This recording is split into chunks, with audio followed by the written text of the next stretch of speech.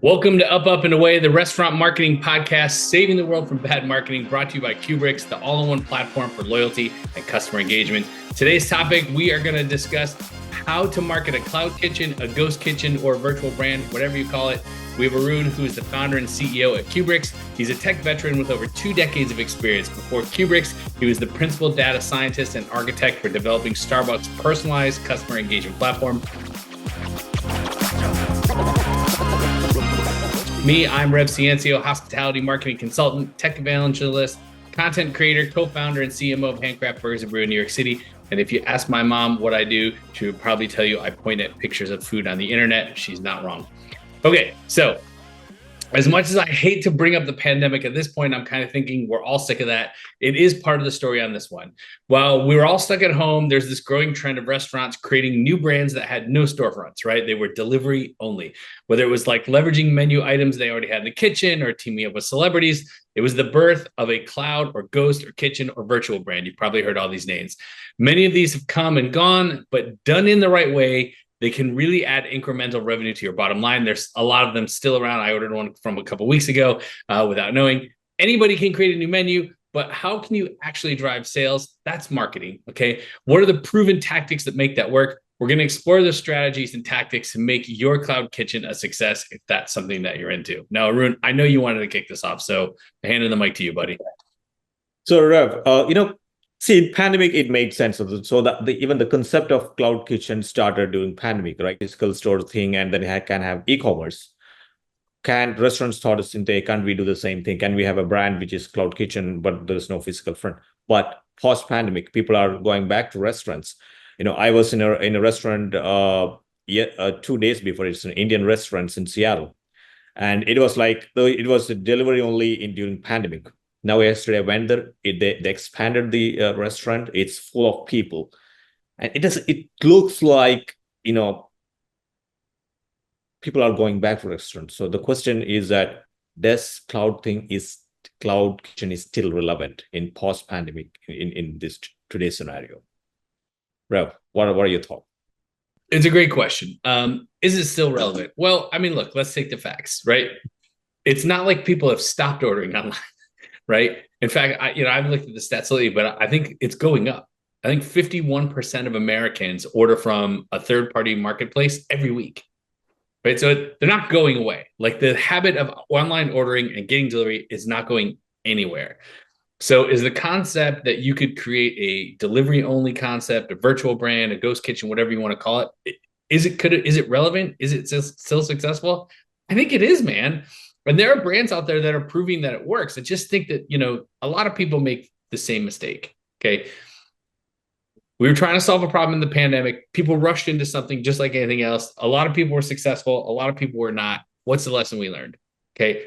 I think the biggest lesson that we learned with this ghost virtual brand is that just because you can write a menu or you can start an online ordering on Grubhub does not make for a successful business, right? It requires marketing.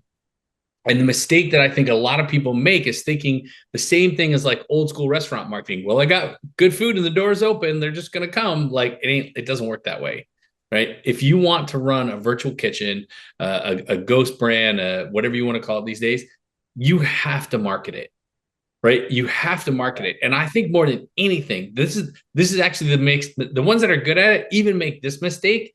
It's reputation management. Right? Because I think a lot of these virtual brands are created as afterthoughts. And then somebody goes and order it because they're searching for a food item. I want hot wings. I want cacio e pepe. I want an Italian sandwich. And they go in your thing and it looks good and they get it. And it's like, it ain't good. Right? The food is an afterthought. And then people start leaving bad reviews. I do this. I don't know if you've done this, but like I'll see something on DoorDash and I'll be like, ooh, that looks good. And then I'll jump out and Google it and it'll have like a 2.4 rating and they'll have only 7 stars. I'm like, oh, this is clearly I'm not doing this. And to me, it's, you have to market it. And I think reputation management is the secret sauce. I don't know. What do you think? No, exactly. I mean, that's what even I look at the ratings and whether it's true or not. If it's something is below 4, I don't tend to order from them. Especially if I don't know the restaurants. When I'm in a new city, if I'm a regular there and if they get a 3.5, and I know that, maybe I like the food anyway, so that's okay. But normally, especially if it's a virtual brand, reputation management is big. That's the only interface you have, right? So that says, is there a difference between what we call, ghost kitchen, cloud kitchen, and virtual brand are the same, or is there a subtle distinction between these? There is 100% distinction, and that's why I think a lot of people also get tripped up is they're not using the same word. Okay, so a virtual brand, okay, a virtual brand is another brand that you create that you run out of your kitchen. So I have a brick and mortar restaurant, I create another brand. You can order from both. They're coming from the same kitchen. That is a virtual brand, meaning it doesn't have a storefront. Okay. Now, a ghost kitchen is when it is a delivery only brand and there's no brick and mortar. That's all it is, right? I've rented a kitchen space or I don't have a storefront, but I'm making food all day and ordering delivery. That is a ghost kitchen. Okay. Now, a cloud kitchen is a facility where ghost kitchens live, right? So you might have heard of something like Reef, right? And so what Reef is it's a facility, it's a building with like 10 kitchens that you can rent and run your concept out of. Okay. So virtual brand is it's another brand that comes out of your kitchen. Ghost kitchen is it comes out of somebody else's kitchen, right? And a cloud kitchen is where ghost kitchens live. And does the distinction matter to the consumer? I don't think it does, but those are the differences between the words. Got it. Okay. So from a consumer point of view, it's all same. It's just a virtual entity he's ordering food from. Got it. Okay. So let's say someone wants to open a cloud kitchen. What kind of restaurants does it make sense for? Like, can anybody open a cloud kitchen, or is it specific to a certain kind of food or certain kind of categories? It's a great question. I think of it this way, right? Does fine dining like steak deliver well? Not really. You know what I mean? There's lots of food that like doesn't deliver well, right? So if you have a restaurant that has food that doesn't deliver well, but you can turn those items into food that delivers well, like a steak doesn't deliver well, but a cheesesteak does. Make sense? Right? If you can take your food items that don't deliver well and create another menu of food that does deliver well, yeah, great. Now you have a side brand, right? You can be like, hey, you really enjoy coming to our Brazilian steakhouse, right? Where they do the meat on the swords and stuff and all, and the big and the buffet. Like you can't do that at delivery, but could you create like a sandwich version of that? Yeah, like that totally makes sense, right? That is a good idea. Now, taking that idea, expanding it, creating a virtual brand of food that doesn't deliver well is a bad idea, right? So if you're going to create a virtual brand, right, and the whole idea is delivery, you should maximize things that deliver well, like pizza delivers well, sandwiches deliver well. And I can tell you from experience, hamburgers, they don't deliver well, right? Even sometimes hot wings, if you don't cook them enough, they get gooey on the way. If you're going to create a virtual brand, it has to be something that delivers well. Okay. Now, here's the other thing. This is the other mistake that a lot of people made in the pandemic. They created what I would call like a tangential brand. So I have like a chicken finger place. I created a Nashville hot chicken virtual brand. Okay. That's a mistake because essentially you're eating into your own awareness and attention from your guests. Because now they're going to choose, do I want chicken tenders or do I want Nashville hot chicken? Right. You go look at a brand like Doghouse. They have done this very, very successfully. All of their virtual brands do not compete with Doghouse, like badass breakfast burritos. And you know when they sell the most amount of burritos? You'll laugh. Do you know when they sell the most? No. After 10 p.m. Wow. Okay. People are not at like 8 a.m. be like, I need a huge breakfast burrito. People are like coming home from the bar and be like, you know what sounds good? Hash browns and a wrap. But the key is if you're going to create a virtual brand is to maximize like downtime or maximize floor space. So if I have a pizza and Italian restaurant, right, what's a virtual brand that makes sense? I could do a chicken finger and chicken sandwich brand, right? Maybe that does eat in the same time, but maybe I'm doing something more of a morning or late night. Okay. What is the time that I can get my guests to choose me again? And I'll give you a great example. Okay. Why does Dunkin' Donuts spend so much time getting you to try to order after 3 p.m.? Because they know that if you think of them for 2 day parts, they win, right? They do not have to promote come here for coffee at 6 a.m. We already do that, right? So if you have a pizza and Italian restaurant and you can create something that is like creates an afternoon experience or a late night experience or a morning experience, it's like you make fresh biscuits in your pizza oven. You're now maximizing the fact that you pay rent all day. Does that make sense? So, okay, a couple of things. Number one, if your food doesn't deliver well and you can create a delivery version, that makes sense, right? If you have if you can create a brand that doesn't compete with your own brand, that makes sense. And those are the two. And the key here is you have to create a virtual brand that delivers well. Don't do food that doesn't deliver well. Got it. Okay. So, does it make sense? Is there a concept of, licensing a cloud kitchen? Like, does it make sense to license or start something on your own? What's the best way to? That's a good question. So that was really big in the pandemic, like the whole Mr. Beast Burger and all those virtual brands that came around. I think at the time it did make sense because there was a whole lot of attention coming that way, right? And if you had those items, you could do it. But look at how many of those are left. Like this many, right? Yeah. The problem is this. If you're licensing a brand and it competes with your day part or your audience, again, chicken finger, Nashville hot chicken example, right? Or burger and burger. You're competing with your when you're busy, you're competing with your customer. There's high fees and commissions, and those really do much better on third party than they do direct. So now you're paying a high commission and you have to pay a royalty fee to use it as well. At the end of the day, you're running around for like $1.50 an order, $2 an order. That's not incremental revenue. That's incremental headache. You know what I mean? And so unless you can bring in a licensed product that does not eat into your day, your time, your profit, your menu, or your audience, I wouldn't do it. Okay. I would create my own brand rather than license it. Makes sense. That's a big insight, right? So you need to ensure that if you're licensing it, that's totally qualifying on the criteria you just mentioned. It's not competing. It's just fills the right day part and the right kind of food it can bring in. Okay. Yeah, and with that, this is an important question. So if you are going to go down the licensing route, and again, there's not a lot that I'm like, yeah, that's a winner. The thing to ask, and this will dovetail to where we're going, is what kind of marketing support do I get? Okay, Mr. Beast made sense. That dude has millions and millions and millions of followers on multiple platforms, and every time he said, "Go order my burger," it reached tons of people, right? But if you're licensing a brand where like there's not a Mr. Beast burger on the other side being like, go order my food.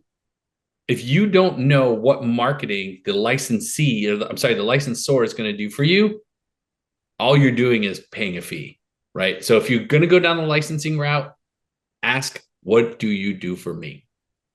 Got it. Okay. So if someone is starting a cloud kitchen, the question is that what kind of concept I want to create.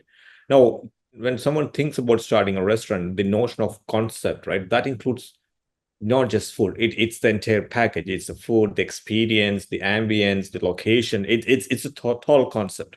But when we come to the cloud kitchen, it feels to me that it's mostly about food, right? There's nothing else there. But that's what I want to know. What does it mean by a concept for a cloud kitchen, and how can I decide that what's the right concept for me? I think you're right. Being able to create a menu and making a phone call to DoorDash is not starting a business, right? I could do that. It's the brand that's important. If you're going to go create a brand, which again, a virtual brand to run on your kitchen, it has to have a brand. It has to have a concept. What is this? Is this like, Pasta Lovers Anonymous, and it's like the most decadent pasta thing ever? Like that's a brand, right? Is it like salads for pizza lovers? I'm making this stuff up, but the point being, like, it has to have a concept. It has to make sense. It can't just be we have wings. We have wings and French fries is not a thing. Like I could get those anywhere. Why do I want your wings and French fries? And this is also the mistake that people think is they forget that it's a brand. And again, just because you can cook a food item is not a brand either. A brand is what people feel, like, why do I choose McDonald's over Burger King? Are they really that different? Let's not get into it. But I might feel better about McDonald's as a brand than I do Burger King, or Five Guys might feel better to me as a brand than Smash Burger. And then food is a secondary choice. So being able to create the menu is nothing. It's the brand. It's like what you said.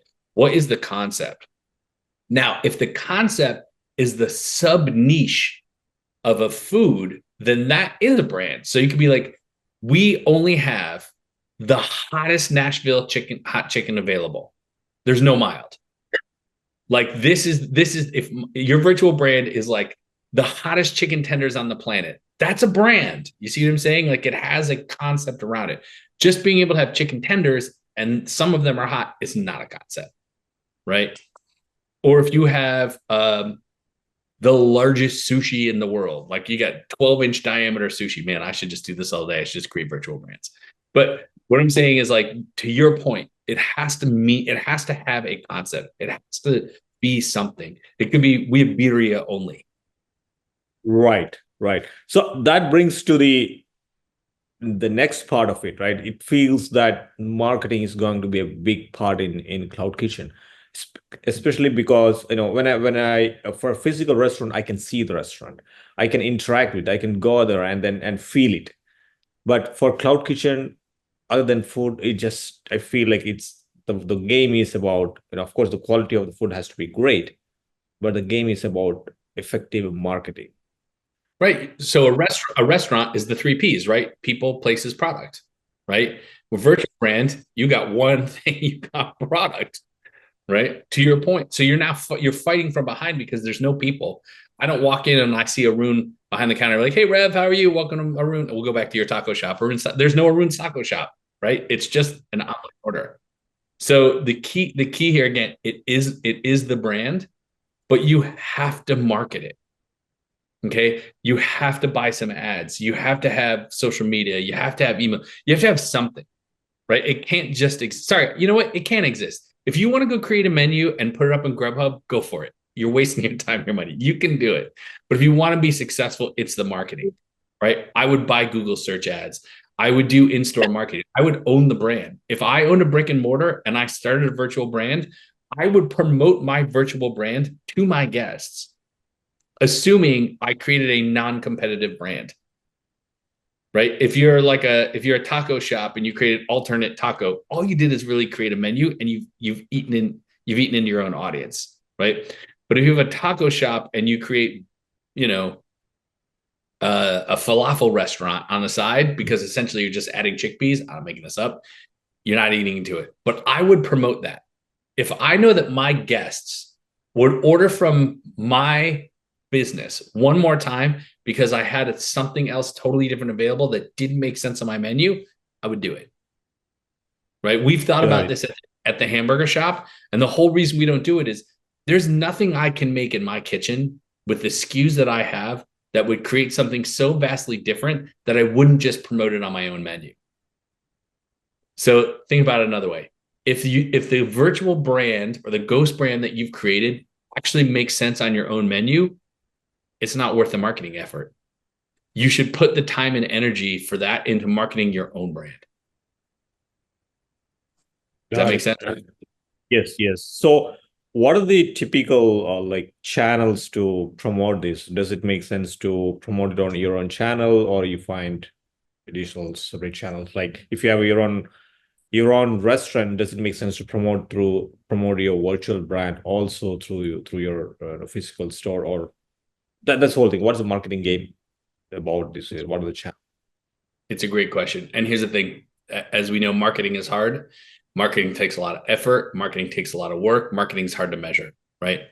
And if you're creating a brand that's intended to drive incremental revenue, you don't want to put in exponential effort. Doesn't make sense.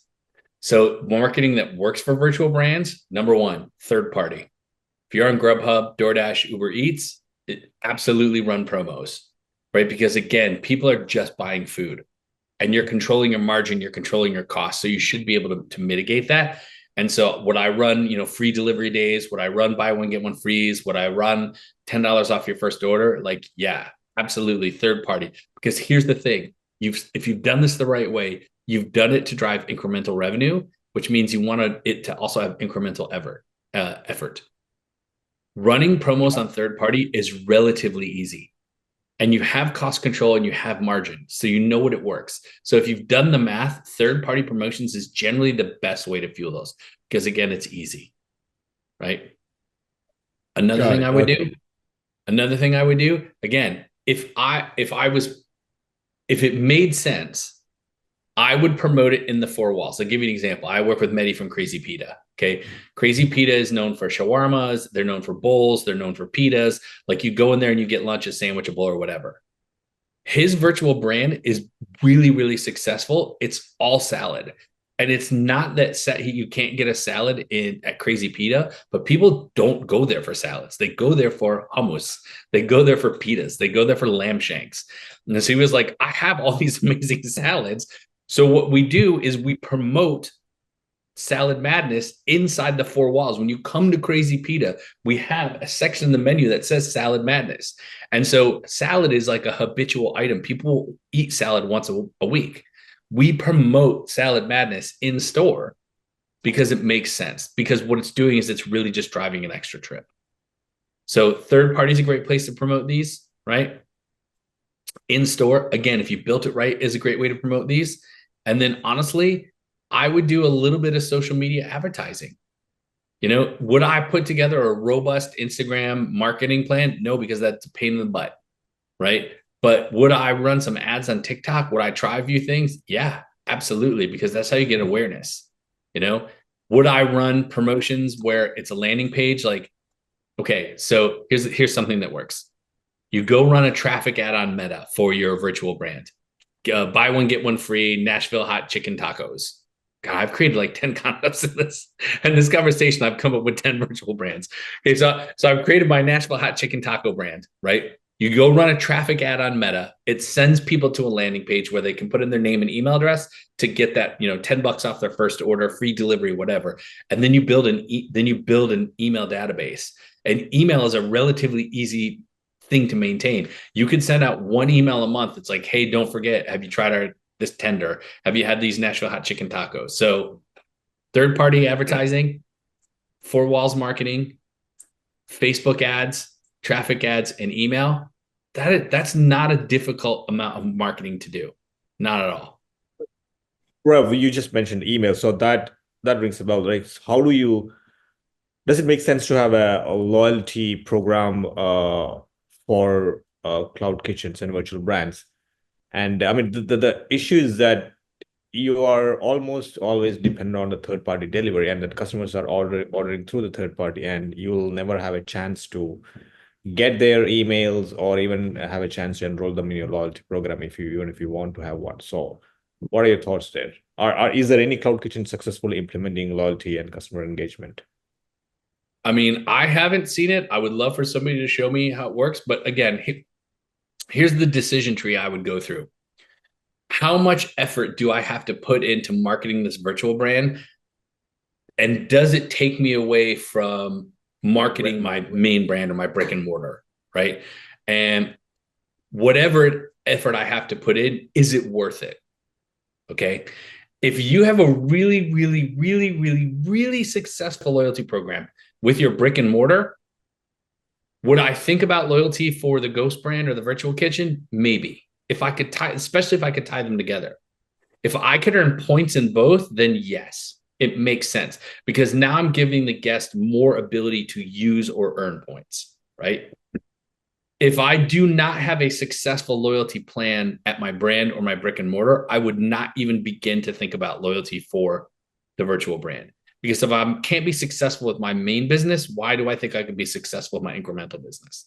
Does that make sense? Right. But how do you feel about this? Yeah, I'm stuck at that idea that you got the choking point is the third party, right? You have no direct interaction with the customer. So even if you want to establish a loyalty or if you want to create an email database, how can I do that? But at the same time, the retention marketing is all the more important or in a virtual brand than a brick and mortar in comparison, because there are more avenues to interact with the brick and mortar because it's physical, but virtual brands and cloud kitchens are totally digital. It's just virtual. So the idea is that how do I retain my customers? And that's an important question. But it keeps coming to me that it's going to be a difficult problem to solve because it's third-party delivery and you can't directly interact with your customer. I think it would be it would be a challenge. I think to run a really successful loyalty program, I would love to see somebody prove a system, and I've just not seen it.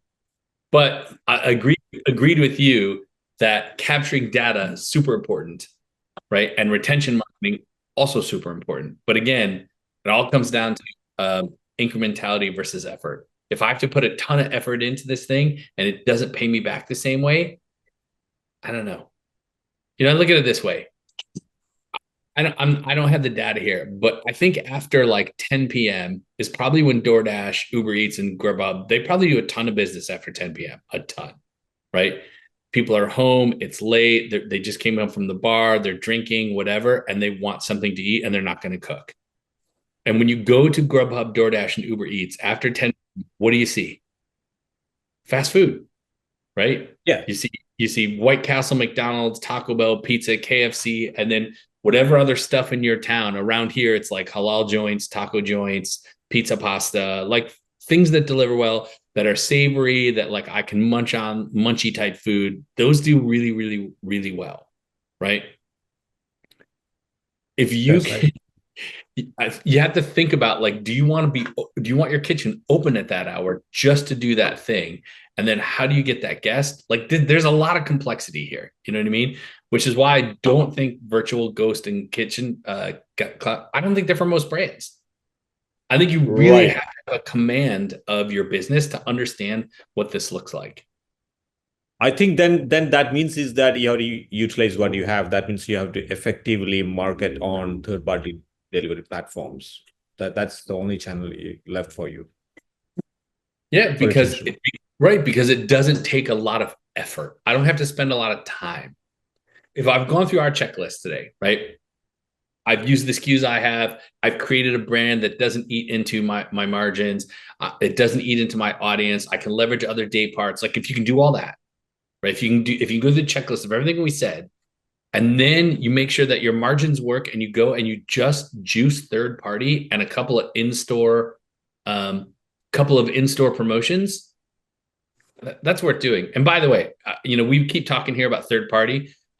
If you're listening to this episode, go back and listen to episode 5 where we went really, really deep on food delivery platforms, because there's some moves in there that I really agree would probably work for the Ghost brand as much as the regular brand. Yes, indeed. Yeah.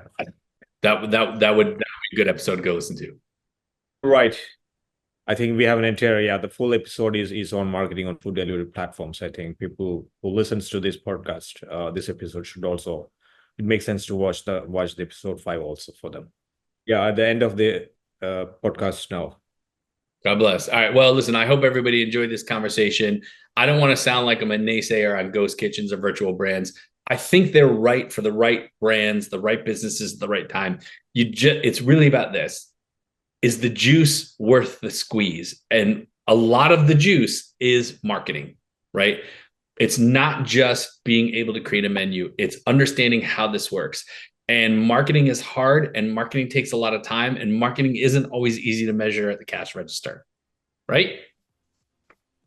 So think through all that. It was a great conversation. I want to thank everybody for joining us today. If you enjoyed the conversation, can you please share this episode with a friend who might also find it helpful? And remember to give us a rating right now. That really helps us to spread the word to others who might find this valuable just like you do.